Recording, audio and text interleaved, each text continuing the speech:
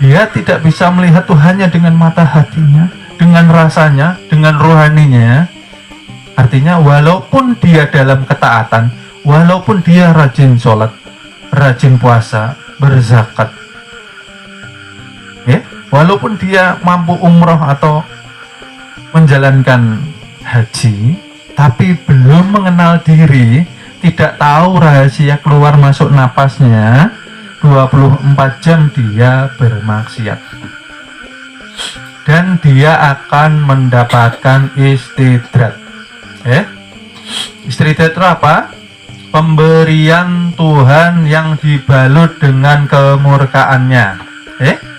Karena Tuhan mengabulkan itu ada dua jenis. Yang pertama,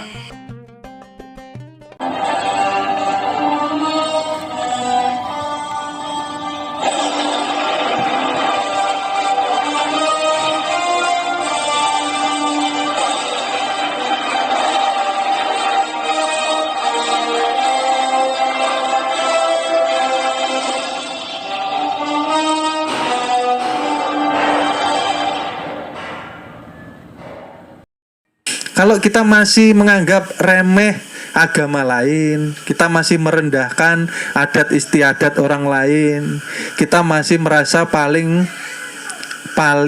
baik daripada yang lain, ini harus terus belajar. Karena semua manusia terlepas dari agamanya, kepercayaannya, adat istiadatnya, seluruh manusia pancaran dari nur ya Allah Subhanahu wa ta'ala. Jadi mengukurnya seperti itu. Jadi betul-betul kita harus memerangi nafsu yang masih menguasai diri kita. Kita ini setiap hari kan dilatih kesadaran untuk menuju kepada Tuhan melalui siapa? Melalui nurnya, yang nyatanya menjadi gerak keluar masuk yang mencerminkan sifat ketuhanan. Napas itu kan tidak mempunyai apapun, tidak berbau, tidak berwarna, tidak berwujud, tidak bertempat, ya kan?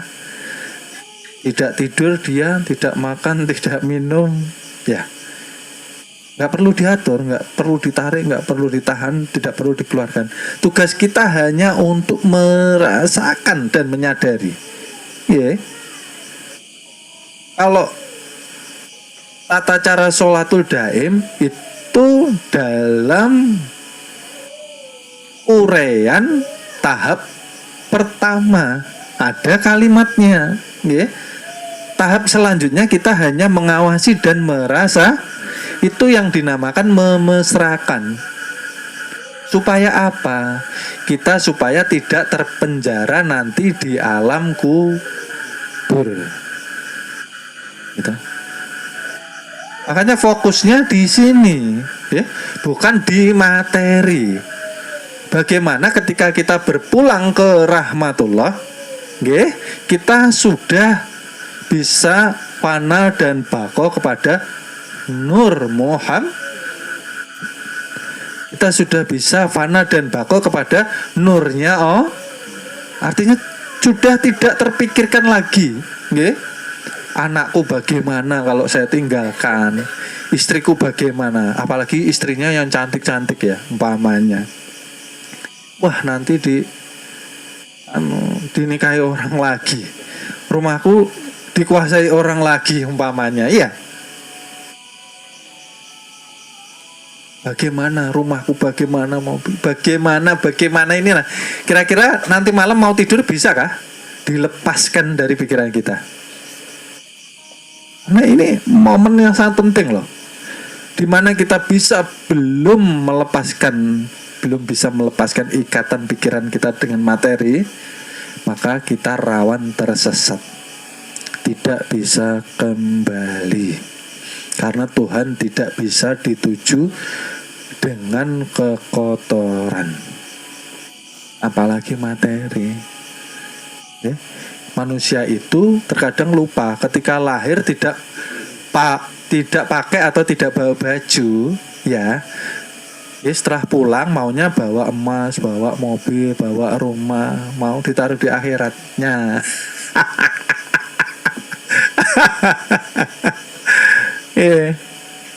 Diberi pinjaman lalu lupa bahwa itu pinjaman, dikiranya itu miliknya sendiri. Makanya setelah diberi pinjaman menggenggam. Tidak mau dilepaskan. Nah, akhirnya Tuhan melepas dengan berbagai macam cara. Entah itu hilang lah, ditipu orang lah. Karena ada sifat bakil ini ya di dalam hati kita. Dan 7 sifat itu pun milik Tuhan. Itu loh maksudnya. Kenapa kita ini dari awalnya tidak punya apa-apa, setelah punya apa-apa diambil Tuhan, kita merasa kehilangan. Berarti ada yang salah. Ada yang salah. Berarti selama ini cinta kita melekat kepada materi. Itu bahaya. Itu bahaya. Kalau kita belajar ilmu ketuhanan, maka lepaskan itu semua. Maka kita bisa nyaman ibadah. Sholat ibadah, manekung atau sholatul daim juga ibadah. Karena dengan seringnya kita merapat kepada Tuhan, ya, melalui apa tadi? Melalui nurnya. Karena kita ini mengenal Tuhan hanya sebatas nur saja, tidak bisa lewat dari itu, gitulah. Setelah kita bisa selalu mesra dengan Tuhan melalui apa tadi? Ibadah batin Muhammad hakiki, sholatul daim, disitulah maka hidup kita akan diperbaiki. Karena dengan sholat yang benar Tuhan mencegah dari perbuatan keji dan munkar. Kalau masih sholat tapi masih berbuat keji dan munkar dengan dirinya sendiri nih lah, kita lupa Tuhan, itu kan berarti kita keji dan munkar terhadap diri kita. Makanya saya katakan, apalagi akhir zaman, apalagi keadaan sekarang, banyak bencana di mana-mana. Tuhan melakukan pengadilan, Tuhan melakukan pembersihan, Tuhan melakukan pemilihan. Siapa-siapa yang masih layak hidup di muka bumi? Siapa itu yang masih berhak layak hidup di muka bumi? Orang-orang yang mempunyai kualitas keimanan, orang-orang yang bermanfaat, orang-orang yang hatinya bersih dan suci. Dengan dirinya sendiri aja tidak bermanfaat. Bagaimana kita mau selamat? Pantas Tuhan ini mengganti manusia-manusia di muka bumi dengan generasi-generasi penerus yang lebih baik lah, dengan berbagai macam bencana. Bencana itu dilihat pelajarannya. Kenapa kita ini diberi Al-Quran tidak pernah kita baca, itu kenapa? Sudah dikatakan kita ini kalau di muka bumi tidak baik, zolim, sombong, kita dilipat Tuhan.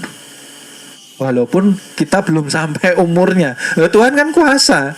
Ngapain kamu di muka bumi nambah-nambahi kotor bumi aja. Di muka bumi nggak berguna, yang ditebar energi negatif terus. Ngapain hidup? Kan gitu pertanyaannya. Ngapain mau senang-senang?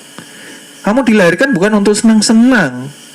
Kamu dilahirkan untuk bisa kembali. Maka carilah ilmu, kenal diri supaya bisa kembali dengan selamat membawa titipan Tuhan yang dikatakan Muhammad Rasulullah. Diberi amanah loh, tidak bisa jaga. Kayak apa Tuhan tidak murka? Diberi tangan nyuri, diberi tangan mukul, dipinjami nih maksudnya. Ya. Nggak ada yang baik itu loh. Apa ini? Tangan nih. Nanti kalau kita mau berakhir kan saling mengucapkan salam. Tangan kanan mengucapkan salam, tangan kiri. Assalamualaikum warahmatullahi wabarakatuh. Waalaikumsalam warahmatullahi wabarakatuh. Nanti setelah ini kita tidak bisa ketemu. Nanti kalau Tuhan mengizinkan, nanti ketika kita dibangkitkan baru kita bisa bertemu, supaya kita bersaksi sama Tuhan kita ini yang hidup dulu, yang membawa kita ngapain aja, ada mangga tetangga diambilnya, ada haknya fakir miskin ditilep, apa itu, hati-hati. Mata kanan mengucapkan salam ke mata kiri. Assalamualaikum, waalaikumsalam warahmatullahi wabarakatuh. Setelah ini kita nggak bertemu lagi loh ya. Nanti kalau Tuhan mengizinkan, Tuhan berkehendak, setelah hari kebangkitan maka kita akan dikumpulkan lagi. Kita bersaksi sama Tuhan kita ini dulu bersaksi terhadap apa saja yang sudah kita masukkan data ke mata kita ini, dan seluruhnya gitu loh. Dan ini tidak pernah terpikir dengan kita. Coba kalau sudah masuk perguruan ini, tobat, insaf, hijrah, istiqomah, itu loh maksudnya. Di perguruan ngapain aja gitu loh. Nggak mau tobat, nggak mau insaf, nggak mau hijrah, nggak mau istiqomah. Nah, lah terus ngapain? Ya kan tidak ada perubahan kualitas namanya. Tuhan memberi kesempatan yang super sekali gitu loh. Yang tidak semua orang dapat. Tuhan tuh ketika memberikan kita jalan untuk mengenalnya, artinya Tuhan memberi hadiah kita berupa hidayah. Ini mahal hidayah, gitu loh. Banyak orang kaya raya, tapi nggak ada yang kenal Tuhannya. Bagi mereka sudah bahagia. Apa-apa bisa dituruti, kemana-mana bisa, makan apa saja bisa. Nggak ada yang kurang, tapi dirinya sendiri nggak kenal. Ini bencana, gitu loh. Semua serba keturutan, senang di dunia, bekal akhirat no. Kenapa dikatakan no? Karena yang disiapkan hanya bekal syariatnya saja, tanpa syariat ini disertai dengan ma'rifat. Syariat tanpa dibekali dengan hakikat. Artinya kesirikan terus dipelihara sampai akhir hayatnya. Ini bahaya sekali. Bisa dibayangkan saudara-saudara kita yang di luar sana, kerabat-kerabat keluarga kita yang belum mengenal dirinya itu kayak apa riwayat hidupnya nanti. Seperti itu. Nah ini kita alhamdulillah. Oleh sebab itu harus semangat murid ini gitu loh. Mana yang kurang baik, mana yang masih liar di dalam tubuh kita, seperti apa kita jinakkan.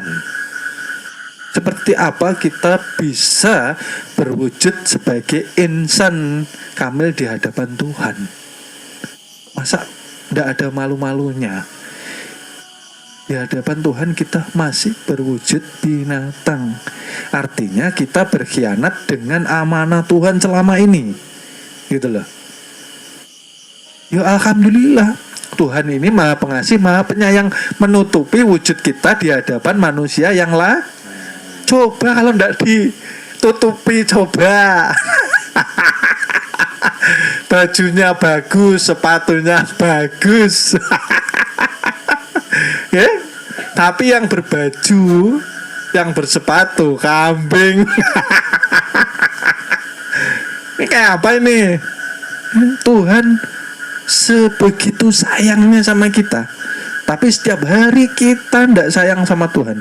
Setiap hari kita melupakan Tuhan. Setiap hari kita membuat kecewa Tuhan terus. Kayak apa? Artinya hati nurani kita masih belum hidup.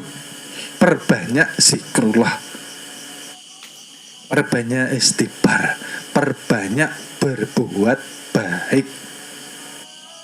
Ya, itu tanda hati kita masih mati. Hati tidak punya takut sama Tuhan, tidak punya rasa terima kasih. Sudah dihidupkan, diberi syukur, diberi kesehatan. Mohon maaf, akan kami lanjut ke episode berikutnya. Terima kasih. Mudah-mudahan kita mendapatkan keberkahan dengan wasilah junjungan Nabi besar Nabi Muhammad Sallallahu Alaihi Wasallam. Mudah-mudahan kita dikumpulkan di surga bersama junjungan Nabi besar kita Nabi Muhammad Sallallahu Alaihi Wasallam. Amin amin ya robbal alamin.